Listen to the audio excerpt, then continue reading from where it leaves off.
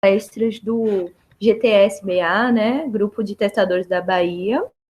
E o primeiro tema, a introdução à automação de testes, um assunto muito comentado dentro da nossa comunidade no momento, necessário. Muitas pessoas têm acompanhado nos últimos dias a publicação de várias vagas que estão solicitando esse skill de automação de testes. E eu, como pouca entendedora, né, não sou muito entendedora do assunto, não, mas como uma pessoa que já foi iniciada, que hoje já trabalha, já atua com essa atividade de automação de testes, eu vi, né, tive a intenção, o interesse de trazer um overview aí sobre a ferramenta do Selenium IDE como uma forma de dar um norte para as pessoas que estão começando agora a automatizar testes ou que estão fazendo a transição que eu já fiz um dia, que é sair lá só da visão de processo de testes manuais para começar a criar uma rotina também integrando testes automatizados, né? Então, vamos lá? Vou começar aqui colocando essa apresentação em modo de apresentação, slide em modo de apresentação, beleza? Eu já falei, né, sobre o que se trata a palestra. Quem somos, né? Somos o grupo de testadores da Bahia. Nós nascemos lá em 2015 como um grupo de discussões da Google, sendo incentivado por outras listas de discussão de teste de software do Brasil. Exemplo da DF Testes, que hoje eu acho que já é finada, se transformou em BR Testes e em outro conglomerado de outros grupos de testadores, como é o caso do Santa Catarina, Rio Grande do Sul, Ceará, Pernambuco, que hoje também são muito fortes, Rio de Janeiro. Então, sendo incentivada ali pela lista de discussão deles e vendo que essa é uma plataforma de troca de conhecimento que dá muito resultado para o nosso perfil que é técnico, então, foi fundado lá em 2015, como grupo do Google, né, de discussões do Google, mas evoluiu aí para as redes sociais, com o Facebook, com a criação de página no Facebook, LinkedIn. Se eu não me engano, foi criado também para o Twitter, e hoje estamos no WhatsApp, né, conversando diariamente ali, trocando informações. Bom, essa é a logo, que é transitória. Acredito que até o Agile Testers, que vai acontecer lá no final de 2017, né, setembro. Final não, já está pertinho. Mas acredito que até lá a gente já vai ter conseguindo um patrocínio para poder mudar essa logo aqui, e ela vai ter uma outra carinha até lá. Então, eu falei quem é o grupo de testadores da Bahia, eu não me apresentei.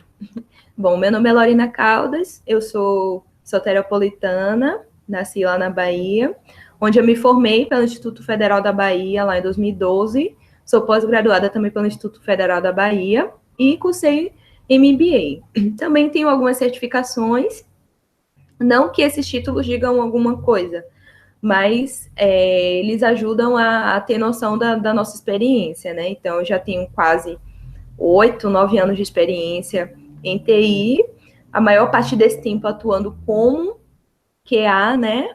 Como Quality Assurance, analista de testes aí na Bahia. E hoje eu atuo em São Paulo com implantação de processo de automação de testes, algo que eu já fiz e estou replicando aqui para uma consultoria. Então, dito isso, vamos ao nosso objetivo. O objetivo é sucinto, gente, é justamente dar um norte para algumas pessoas que, assim como eu, estão começando a estudar automação de testes, não sabem por onde começar, não veem um mundo de ferramentas que vem sendo divulgado aí em vários meios, blogs, sites, mas não sabem muito bem por onde começar, qual delas é a mais fácil para você iniciar, qual ferramenta, método, qual curso é mais indicado, qual formato é mais interessante. Então, a gente vai discutir pelo menos uma dessas formas. Foi a que funcionou para mim nessa transição de processo de testes manuais para testes automatizados. Eu acredito que vai servir para algumas pessoas, né? Se não atender a todas, me desculpem, falem comigo nos grupos, né, de discussão. A gente vai chegar a um acordo do que é mais interessante para você. E vou aproveitar também já para falar um pouquinho para vocês sobre os cursos que eu estou produzindo. Eles vão ser divulgados aqui mais tarde, né? Esse é o meu blog, ele é pessoal, eu falo muito sobre assuntos técnicos aqui. Se vocês pegarem a tag do Selenium, lá em 2015, ó, eu já estava falando, né, sobre a ferramenta do Selenium IDE, já estava disponibilizando o curso do Selenium WebDriver, que é outra versão do Selenium. Selenium é um conglomerado, né, de ferramentas, ela não é só um plugin, ela não é só um framework. Eu estava aqui já falando para vocês como a gente inicia a automação de testes e o uso dessa ferramenta, né, algumas dicas de como começar a utilizar. Mais tarde eu vou publicar aqui alguns cursos que eu estou montando material. Por enquanto vai ser aula particular. No interesse, vocês entram em contato comigo no privado mesmo, via WhatsApp, Facebook e outras plataformas que vocês já tenham acesso ao meu perfil.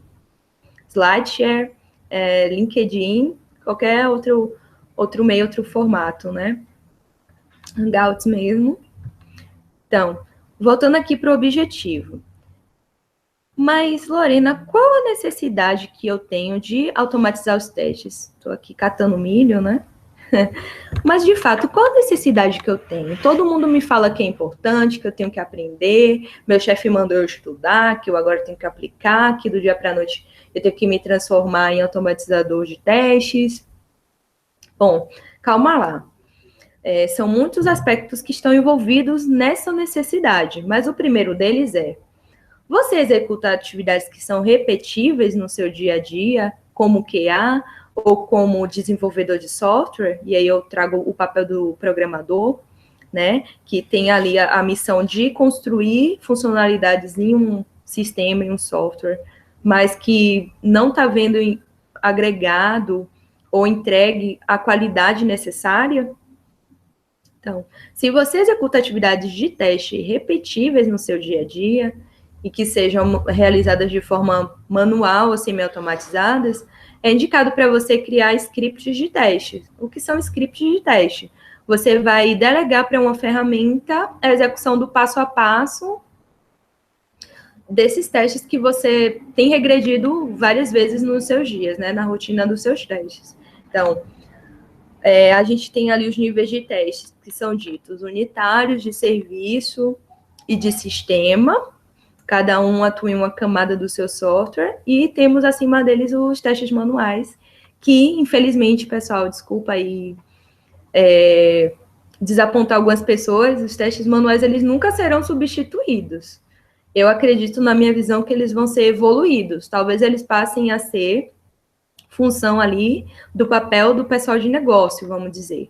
Mas testes manuais, eles nunca vão deixar de existir. E na mão do QA, de forma alguma. Até mesmo para você automatizar, você vai precisar parar algum momento para poder verificar se a ferramenta está funcionando, para depois você automatizar aquele teste. Ou se você utilizar a abordagem de TDD, você vai escrever o seu teste e depois você vai escrever a funcionalidade. Então, de alguma forma, você vai precisar ir lá na sua ferramenta ver se ela está funcionando ou não, manualmente, vai construir seu script e justamente, e principalmente, para essa função de teste regressivo, você vai precisar ter executado o teste manual antes, ok? Então, a necessidade é você não perder mais tempo com a repetição de atividades de testes, de execução de testes, que você vai estar delegando para uma ferramenta, e assim, vou até passar o slide aqui, o que você ganha com isso? O que você ganha desprendendo do desenvolvedor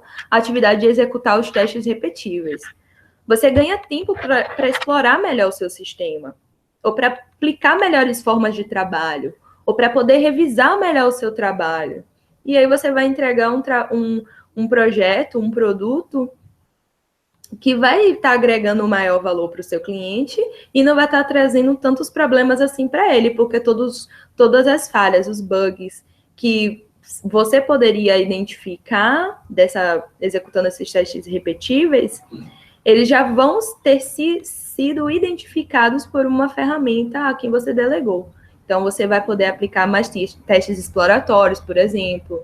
Você vai poder trabalhar a ideia da sua equipe de agilidade, de entrega com valor para o cliente. Você vai poder parar para conversar com o seu gestor e explicar para ele a importância de investir em melhores ferramentas, investir em melhores cursos, palestras, para poder motivar a equipe, a todo mundo construir um produto com melhor qualidade. E, no final das contas, o serviço vai estar sendo bem visto no mercado, sua equipe ou sua empresa vai estar bem conceituada, vocês vão ganhar mais trabalho e, com isso, mais dinheiro. Ok? Então, tudo isso que vocês ganham em delegar para uma ferramenta a atividade de executar aquelas atividades que sejam repetíveis no seu dia a dia. Bom, Lorena, mas o que é que eu devo observar, né? Para os testes manuais, a gente sempre observa aspectos funcionais e não funcionais. A ferramenta, ela faz o que deveria fazer, ela deixa de entregar alguma coisa para o cliente, ela tem um bom desempenho, ela é fácil de utilizar, são alguns aspectos que a gente observa. Para aplicar testes automatizados, a gente tem de observar o quê? A ferramenta-alvo. Quais são os objetivos desse teste que eu vou aplicar, né? Então, você vai precisar identificar, por exemplo, quais as camadas desse software que você vai atuar. E aí, já tem mais a ver com conhecimento, com o conceito de níveis de teste. Você é desenvolvedor e está construindo uma nova funcionalidade, você vai se preocupar com os testes unitários. Sua ferramenta, ela se integra com banco de dados, com web service, ou ela tem uma disponibilidade que precisa ser 24/7, então você vai se preocupar com testes de serviço, testes de desempenho. Mas já se você está na visão do QA, que está iniciando ali nos testes automatizados, né, saiu dos testes manuais, está querendo regredir alguns testes que antes eram feitos manualmente, estão querendo delegar isso para uma ferramenta, vocês vão pela abordagem dos testes de sistema, por exemplo. Então, você primeiro observa a ferramenta-alvo, quais são as camadas que você quer avançar, quais tipos de testes que são necessários. Ela é mobile, né? Ou ela é web, desktop. A gente tem como automatizar também ferramentas desktop, é um pouquinho mais custoso, tem como, mas não é tão divulgado, mas tem como ser feito também. Você também tem que ver o cerne das ferramentas que estão disponíveis para você. Também aquelas que se aplicam ao ambiente que você trabalha.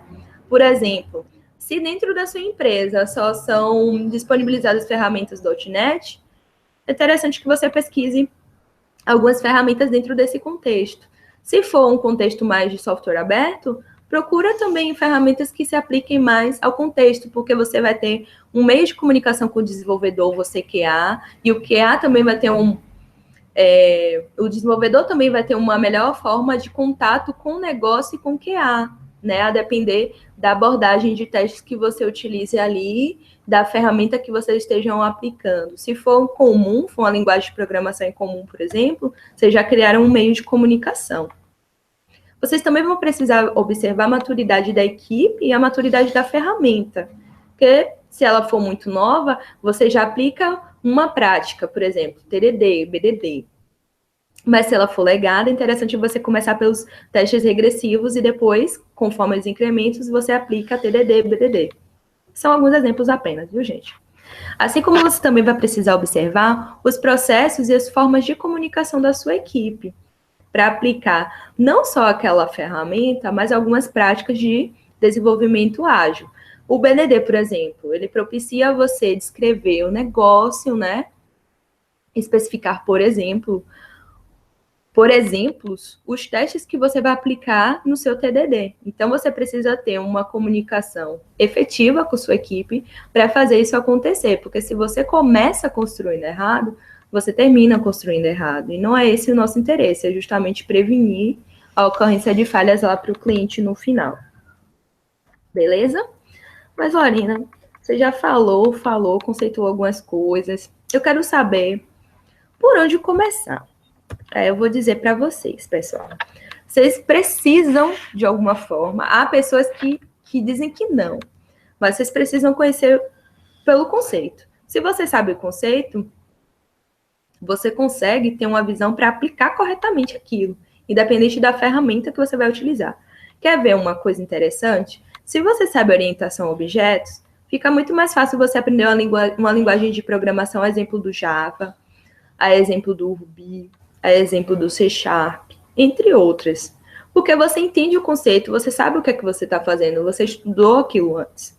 Não é que você tem que perder tempo, muito tempo, despender muito tempo fazendo isso. Mas é que é interessante mesmo você conhecer o que é que você está fazendo. Por quê? Qual o porquê da minha atividade? O porquê do meu papel dentro dessa empresa, dentro dessa equipe? Por que é interessante eu começar a observar uma nova forma de trabalho? Quais são os ganhos para a minha equipe, para o meu projeto, para a minha empresa? Né? Você pensando dessa forma, você se motiva. Você motiva a sua equipe e todo mundo passa a trabalhar de uma forma harmoniosa para cumprir o objetivo, o fim, que é entregar algo de qualidade. Então, você precisa minimamente conhecer conceitos, então, manuais automatizados, tem essa figurinha aqui no canto, os regression testing. Você vai precisar entender o que é um teste progressivo, o que é um teste regressivo, por exemplo, para você conseguir identificar aqueles que vão passar por automação e aqueles que vão continuar sendo executados manualmente. É interessante que no teste progressivo, você execute testes manuais para você verificar se está correto a construção daquele código, se ela já está madura também para poder você fazer testes funcionais, é outro exemplo. Assim como identificar tipos de cenários de teste. Então, se você sabe fazer atividade de levantamento de cenários, você consegue identificar os testes repetíveis, consegue identificar testes que sirvam ao fim de serviço, funcionalidade, unitários, você também já consegue ter melhor a visão de aplicar a abordagem de testes automatizados. E aí eu volto para os conceitos da pirâmide de testes, né? Você precisa também conhecer, entender o que são testes unitários, né? A quem se aplica. O que são testes de serviço, a quem se aplica. Testes de interface, assim como os testes manuais. Outra coisa também que é importante, pessoal, para quem vai começar a automatizar testes, é se preocupar em conhecer pelo menos uma abordagem, um paradigma de desenvolvimento de software, uma linguagem de programação e como se constrói o software.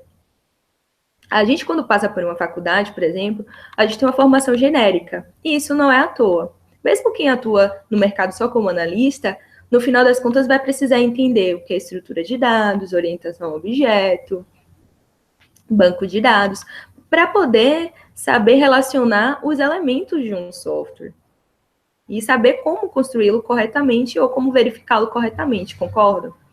Então, vocês vão precisar se preocupar em algum momento também em aprender isso aí. Como esse software que eu vou testar é construído? Quem são as pessoas envolvidas? Elas utilizaram uma tecnologia que era avançada ou não? Em qual tempo? Né? Qual a estrutura foi formada? Quais camadas que foram aplicadas? Em que camada eu vou escrever os meus testes e vou deixar para a posteridade lá, né? Então, bases de estudo. Algumas formas gratuitas de você aprender a assimilar uma nova técnica, uma nova ferramenta, participar de grupos de discussão. Então, eu me lembro que lá em 2009, quando eu comecei a atuar mais especificamente em teste de software, eu entrei para um grupo chamado DF Testes. Lá o pessoal já tinha começado a falar sobre automação de testes, sobre SelenIDE, Bad Boy, Jmeter. Desde aquele tempo já se falava sobre ferramentas de testes automatizados como apoio às nossas atividades diárias. Outra forma muito interessante é participar de grupos de discussão em redes sociais, né? Então, você às vezes gasta tempo lá olhando a vida de fulano. Mas se você gastar 5 minutinhos também entrando num grupo, por exemplo, GTS Bahia, você vai estar se aprimorando, você vai estar se aperfeiçoando em algum aspecto ou vai estar também ajudando a sanar a dúvida de alguém. Você também pode consumir material gratuito na internet, gente. SlideShare está aí para isso. Muitas pesquisas, inúmeras pesquisas de blogs, sites, que você pode realizar no Google, e aí você vai ficar satisfeito. Você pode participar de palestras, e aí você tem algumas que são de comunidade, como, por exemplo, o GDG, né? O Grupo de Desenvolvedores Google. Tem em várias regiões do país, é gratuita. Vai começar a ter, assim como essas palestras do GTS Bahia, assim como outras que são pagas. No momento está se falando muito sobre o The Developers Conference, né, TDC, mas eu cito também o Agile, o Minas Testing, que são específicas para o nosso meio, o iTest, que são específicas para o teste de software e que vão ajudar a gente em um dia, às vezes, a assimilar um conteúdo de novidade, vai ajudar a gente a fazer networking, vai tirar dúvida com alguém que já é especialista naquele assunto, beleza? Assim como a realização de cursos, como esses que eu já citei para vocês, que eu vou disponibilizar mais tarde lá no meu blog, o ciclo SW, né, .wordpress. A gente vai ter curso lá ensinando a programar com linguagem Java, com linguagem C#, com Ruby, conhecer algumas ferramentas base, como Cucumber, Spec, Capybara, que no momento estão no auge, mas temos Specflow, Gemira, SoapUI, e várias outras técnicas também que podem ser aplicadas no nosso dia a dia de rotina de testes, tanto para o QA como para o programador, mas a minha visão principal vai ser para o QA mesmo, né? Incentivar essas pessoas que, assim como eu, já passaram por essa transição, ou estão aprendendo, né, como primeira forma de trabalho também, mas que não tem um apoio ou não tem encontrado um material suficiente aí no mercado. Então, podem me procurar para as aulas particulares, acredito que vai ser bem interessante. Indicações, né? SlideShare, você vai ter muito material. A exemplo desses slides aqui, da Qualister, aqui está pelo nome do Elias Nogueira, que não é querendo puxar a sardinha, mas desde que eu comecei a participar da F-Testes, 2009, ele já era referência. Participei de algumas palestras, de alguns cursos ministrados por ele, né, pela Qualister. Então, a gente tem aqui um material bem interessante, ensinando o que é o Selenium DE, quais são as suas vertentes, suas versões, outros projetos, como você aplica, né, o hands-on. Ele também disponibiliza lá no blog dele alguns desafios, né, algumas formas práticas de você aplicar e como que você pode aprender de forma gratuita e paga também. Estou citando ele porque ele tem bastante material nesse assunto, mas não é o único, não.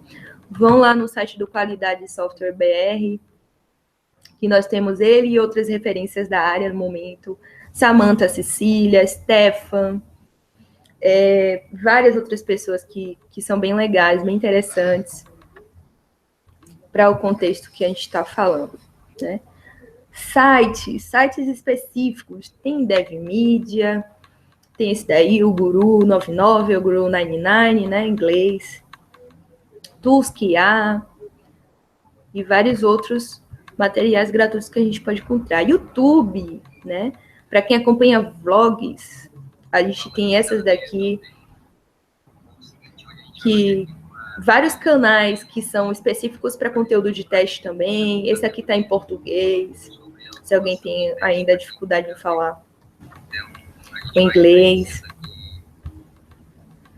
E o Git, pessoal, que hoje em dia é nosso currículo também, a gente que trabalha com TI, a gente pode baixar vários projetinhos, você pega, poxa, assisti uma palestra bem interessante de tal pessoa, vou olhar o Git dela, baixa o projeto, dá uma olhada, vê como funciona, vê como são as camadas, como se aplica, beleza? E aí estão agora a sopa de letrinhas, algumas ferramentas. Se nos testes manuais a gente aplica planilhas, a gente tem teste Link, HP, ferramentas da IBM, a gente tem ferramentas para reporte de bugs, né? Trello, Gira. Nos automatizados, não é que a gente vai deixar de utilizar essas ferramentas não, viu, pessoal? Teste Manager. A gente também tem, a gente vai agregar novas ferramentas, a não ser que você só atue com a prática de testes automatizados no seu dia a dia. Aí você vai passar a conhecer Selenium, o AT, que hoje está um pouco defasado, mas não foi tão atualizado quanto o Selenium. Mas também está aí, né, com o mesmo intuito, ele automatiza testes. JUnit, NUnit, teste NG, se você vai aplicar testes unitários, você tem ferramentas de mocking, como Mockito, Mock. Você tem ferramentas para aplicar BDD, Cucumber, SpecFlow, a Spec, Capybara, que são para testes também unitários, Appium e Robotium para testes mobile, Gemira para testes de desenvolvimento, desempenho, carga, SoapUI para testes de integração, temos testes de API também, várias ferramentas disponíveis no mercado, gratuitas ou não, você pode procurar pela documentação de cada uma delas, todas elas têm site, você pode procurar comunidade, e tudo isso é uma forma de você estar aprendendo a automatizar testes. Você também pode ir pela sua linha de conforto, né? Se você está acostumado a usar IDE, né, que é Interface de Desenvolvimento. Então, você pode procurar Sublime, RubyMine, Visual Studio, Eclipse. Se você tá acostumado a programar com editor de texto, ou você não tem conhecimento nenhum em IDEs, aí você pode começar utilizando editor de texto, ou até mesmo você vai fazer tudo pela linha de comando mesmo. O pessoal aí do Linux, né? macOS agora também, que está todo mundo evoluindo para a linha de comando. O Windows também, por que não, né? Tem muita gente que programa por prompt, linha de comando, e é isso, o céu é o limite, você escolhe o que é mais confortável para você, tem também bastante conteúdo, bastante material na internet, e cai para dentro, né, e taca-lhe pau, você vai fazendo acontecer. Bom, chegamos ao momento aqui que eu acredito que é o principal para algumas pessoas que vieram até esse vídeo. Então, exemplo de ferramenta, né? Vamos aplicar, vamos ver como é que a gente instala, qual a compatibilidade, como a gente cria um script, quais são os comandos necessários. Eu vou achar interessante utilizar essa abordagem do Recording Play, justamente para aquelas pessoas que, assim como eu, passaram pela transição de executar testes manuais e da noite para o dia precisar começar a aprender testes automatizados, né? Então, essa daqui foi uma forma que a mim me atraiu e foi interessante, e é o que a abordagem que eu vou apresentar agora para vocês também. Então, como a gente instala, pessoal? Então, a ferramenta alvo Selenium IDE, a gente vai precisar ter, pelo menos, o navegador Mozilla Firefox instalado, a gente vai precisar ter acesso à internet. Então, eu já vou mostrar para vocês o porquê. Né? Estou abrindo aqui o navegador, o Firefox, estou esperando ele exibir a página inicial. Vou digitar aqui Selenium, para algum Selenium, para outro Selenium. Vou digitar Selenium IDE, ok? Dei uma busca, né, que ele até já me diz o que é essa ferramenta e onde eu posso encontrar informações. A página oficial do Selenium HQ, que é quem mantém hoje. Eu nem falei para vocês o histórico da ferramenta, né? Essa ferramenta, pessoal, nasceu lá em 2004 pela ThoughtWorks, algumas pessoas chamam ThruWorks também, ou ThruWorks, para mim ThoughtWorks, lá nos Estados Unidos, pelas mãos de um engenheiro de software de lá. Ele escreveu o kernel do Selenium, que hoje é conhecido como Selenium Core, que é um conglomerado de JavaScript para você simular ações de usuário em interface web identificando elementos pela HTML, né? Fez isso, a Google viu, logo gostou, comprou a ideia. Em 2006, eles já começaram, aí já o Google, né? Já começaram a promover uma nova versão do Selenium, que era o WebDriver, justamente para poder avançar ali suas funcionalidades e expandir ali as restrições que o IDE tinha até o momento. Então, se vocês já conseguiram ler esse link aqui, chamado Selenium IDE, extensões para Firefox, vocês já entenderam o que é o Selenium IDE. Então, ele é um plugin do navegador Firefox. Ele, até o momento, né, só funciona mesmo nesse navegador. Ele grava os scripts pela ação de Record and Play por esse navegador. E a gente instala facinho assim. A gente vem aqui no site do Mozilla, ou pesquisa lá em extensões do Mozilla, clica em adicionar o Firefox, instalar. Ele vai pedir para reiniciar o navegador, você vai dizer OK. A gente aguarda ele fazer esse reboot. Ele vai abrir aqui agora, com a nova informação de extensões, né? Porque foi onde a gente parou. E, vindo em ferramentas, você vai encontrar o plugin do Selenium, ok? Quando a gente abre ele, ele tem essa carinha aqui, essa interface, onde você tem os menus de configuração normais, né? Arquivo, editar. Aqui é o menu do test case, onde você pode nomear e numerar diversos casos de teste. Essa daqui é a barra onde você vai construir os seus comandos de execução de tela. Então, basicamente, cada linha dessa daqui vai corresponder a uma ação em cima do navegador. Então, outra restrição do Selenium IDE, viu, pessoal? Ele só funciona para os testes web, nessa versão daqui do IDE. Você tem até a leitura de código-fonte aqui, mas a sua atividade principal é Record and Play mesmo, é você gravar uma ação no navegador, ele vai capturar essa ação e você vai conseguir reproduzir facinho aqui. Então, essa tabelinha aqui, eu chamo de chave-valor. Então, é onde você, nessa primeira coluna, você atribui comandos. Vou mostrar para vocês alguns exemplos. Clicando aqui nessa barrinha, nesse Dropbox para alguns, lista para outros, combo box para outros. Você tem essa infinidade aqui de comandos. O assert, por exemplo, é a forma que você tem de verificar se, por exemplo, um elemento foi checado, um elemento foi apresentado. Deixa eu mostrar outras coisas aqui legais. Tem o verify, que não falha o seu teste, você passa adiante. Tem ações de mouse, ações de abrir o navegador, o open.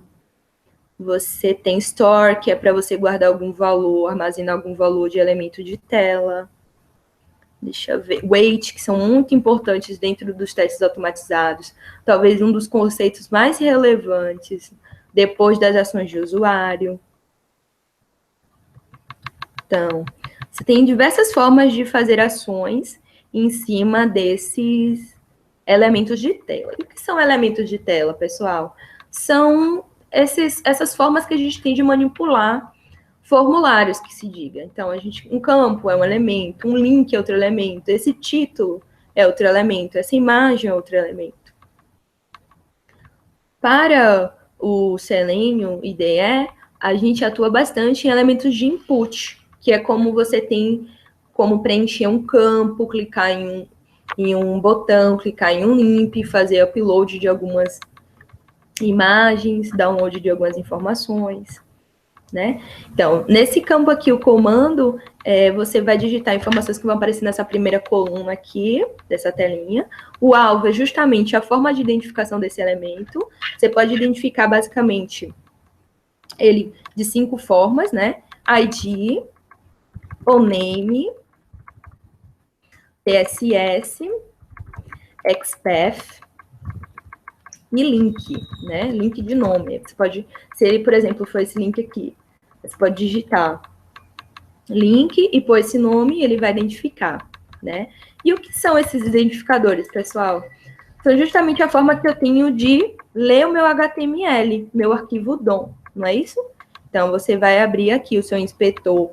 No Mozilla Firefox, por exemplo, a tecla F12 do seu teclado faz abrir essa janelinha daqui. Se você não se sentir confortável, tem Bugzilla.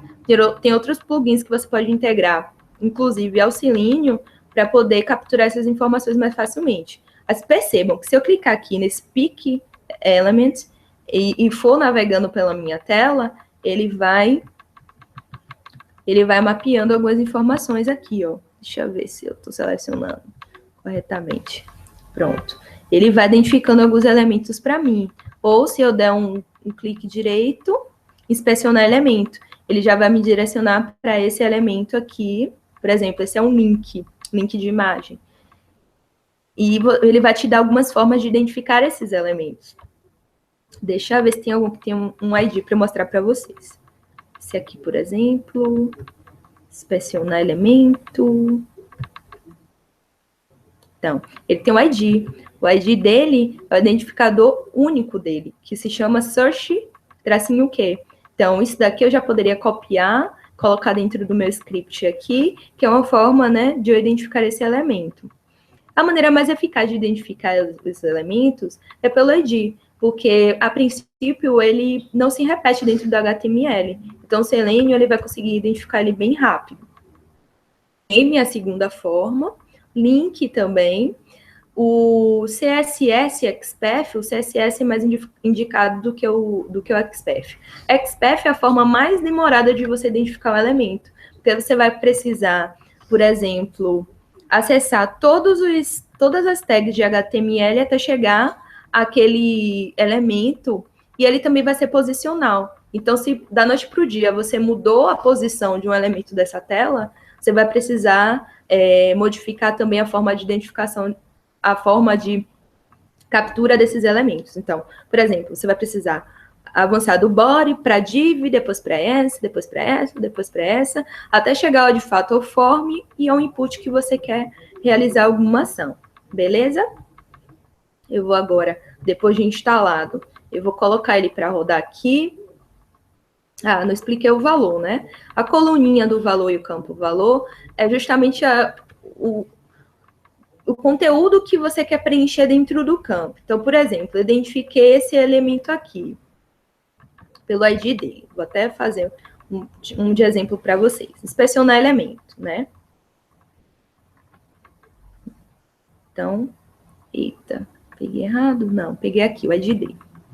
Tá na mão o ID dele. Tentando clicar.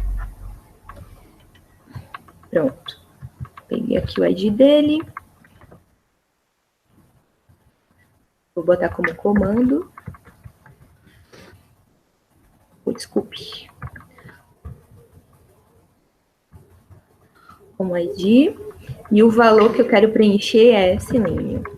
Então, eu vou dizer o comando que eu vou fazer. Por exemplo, verify element present, né? Identifique se esse elemento está presente na tela pelo ID dele, que se chama search, -q, e digite o valor Selenium se você tiver encontrado. Outra ferramenta bem interessante do Selenium IDE é essa daqui, ó. Quando você preenche o alvo, você pode clicar nesse botãozinho procurar, e ele vai linkar para você dentro da tela desse formulário, né? Qual elemento que você está aplicando aquela ação. No momento não está acontecendo isso porque eu identifiquei o Google e estou no site do Mozilla, beleza? Mas se fosse um script relacionado ao link do Mozilla, ele iria identificar, beleza? Vou sair daqui, vou começar a gravar o teste. Limpando aqui. Beleza?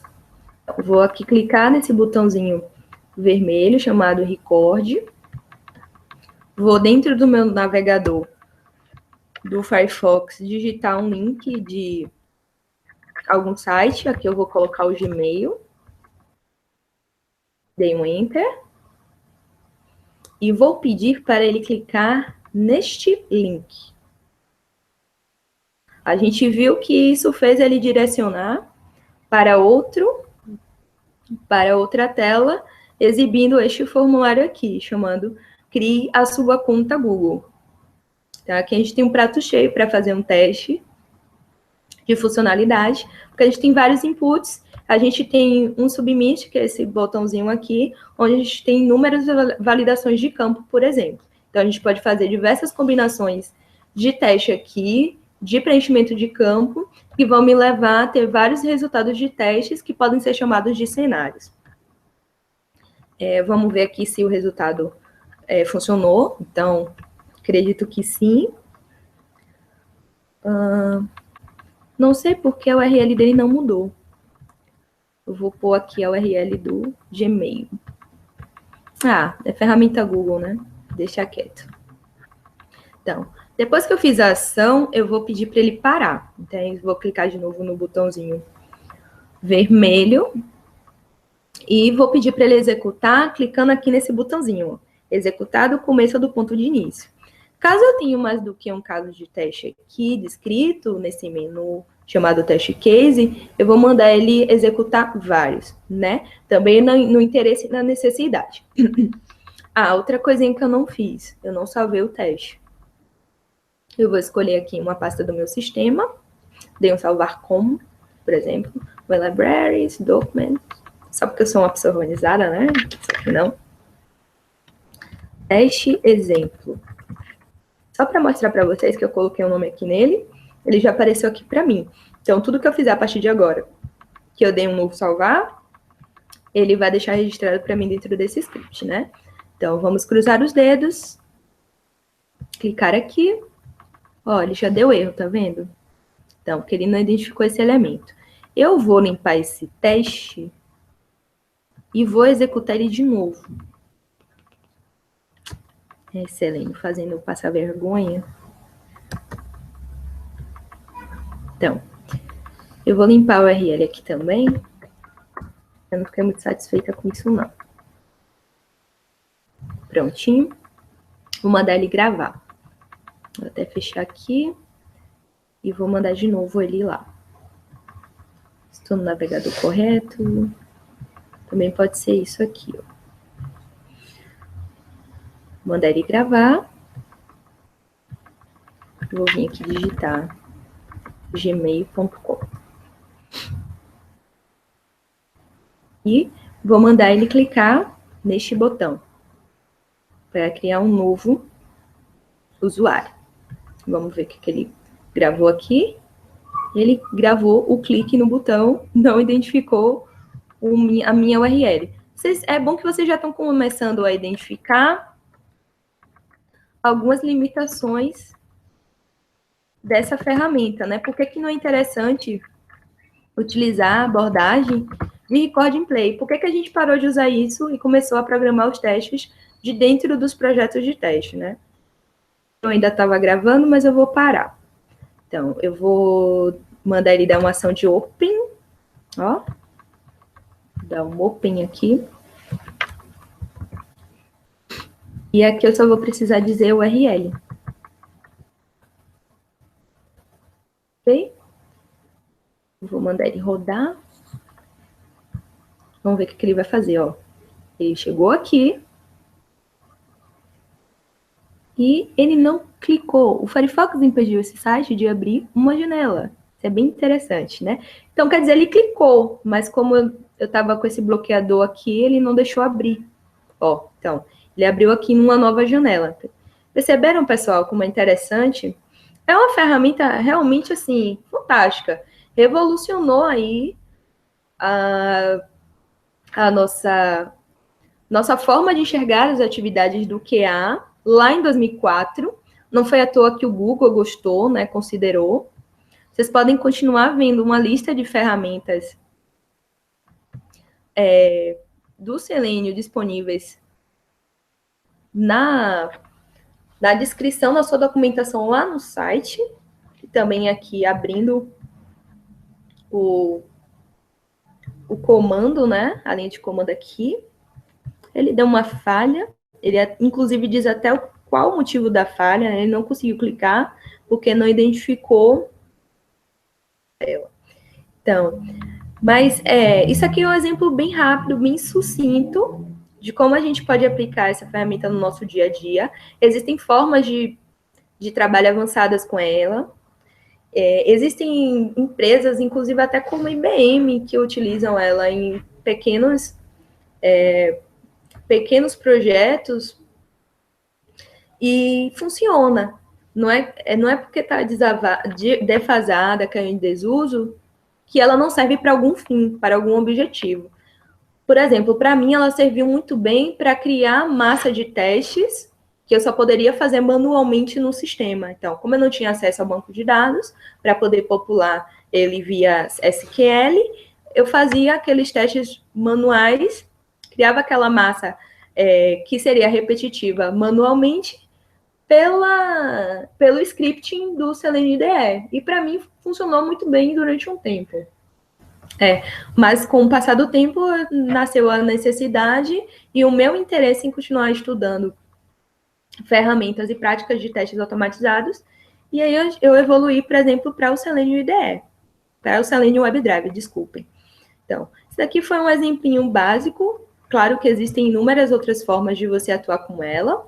A execução dela é simples daquela forma, ou você pode vir pela linha de comando, pode criar um arquivozinho BAT, por exemplo, e ela vai deixar de rodar só no Firefox, vai passar a ser multi-browser, rodando no Chrome, rodando no IE, né, no Internet Explorer, e em outros navegadores. Bom, sua customização também é fácil, a gente pode criar algumas ferramentas linkadas com ela, realizando assim testes parametrizados, o que eu considero testes semi-automatizados, e ser feliz, beleza?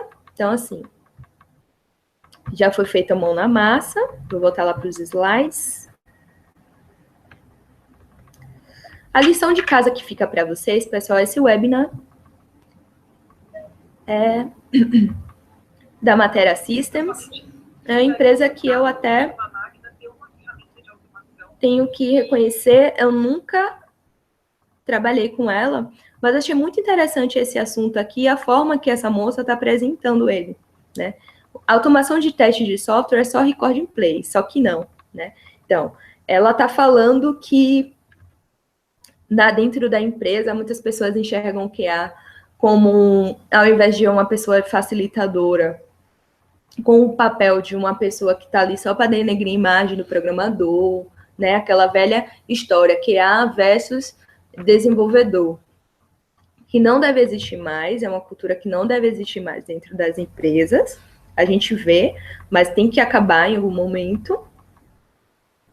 E a necessidade de automatizar ou evoluir os seus scripts do Record and Play, como é o caso do Selenium IDE, para outras formas de teste, né? O QA hoje ele abraça todos os níveis de teste. Se você chegar em artigos ali de 2015, 2016, a gente já estava falando de DevOps, a gente já estava falando sobre como é necessário ter testes em infraestrutura. Se infraestrutura já programa, a gente já pode testar também, incluindo teste automatizado. Então, existem inúmeras abordagens de atuação em TI, e o QA tem que estar aberto para poder ser flexível, para poder conseguir atenuar vários cenários, prevenir falhas e diversos tipos e níveis de falhas dentro do software que a gente produz. Beleza? Então, a lição de casa é esse link, eu vou disponibilizar o link no SlideShare. Uma dica, né, que serviu muito para mim também para começar a estudar o Selenium WebDriver, foi ler esse livro aqui, Selenium to Testing Tools, né, Beginner's Guide. Então, você vê que é um livro para iniciante, mas ele serviu muito para eu até já ter a dimensão de como é um framework e uma estrutura de um projeto de testes automatizados com Selenium. Então, muito interessante. Existem outros vários livros que são interessantes e servem para o mesmo fim. Bom, os meus contatos eu já deixei, né, com vocês. Estou presente no grupo de testadores da Bahia em diversos meios, pelo Google Groups, no LinkedIn, Facebook, LinkedIn, o Twitter, estou lá mais como uma pessoa, não como uma figura pública, né, como uma pessoa mais privada, mas também estou lá. Tem o meu blog, o Ciclo SW, que eu convido vocês a conhecerem. Quem quiser produzir material, divulgar, passa para mim. Tem um e-mail lá no About, né, no Sobre. Vocês podem estar publicando material lá também. Quem tiver interesse em tomar aula comigo sobre introdução a testes automatizados, alguns aspectos avançados, conhecer ferramentas, conhecer controle de versão, conhecer níveis de testes, pode entrar em contato comigo nesse e-mail, ou em outros meios também, que são os grupos, ou no privado. Tem alguns slides que eu disponibilizei lá no SlideShare, também nesse link daí. Eu sou o 359, né? Lá no SlideShare. E fica aberta aí, pessoal, a temporada, né, do nosso ciclo de palestras GTS-BA. Eu espero que tenha sido, no mínimo, esclarecedor ou interessante para vocês. Se surgirem dúvidas, me procurem.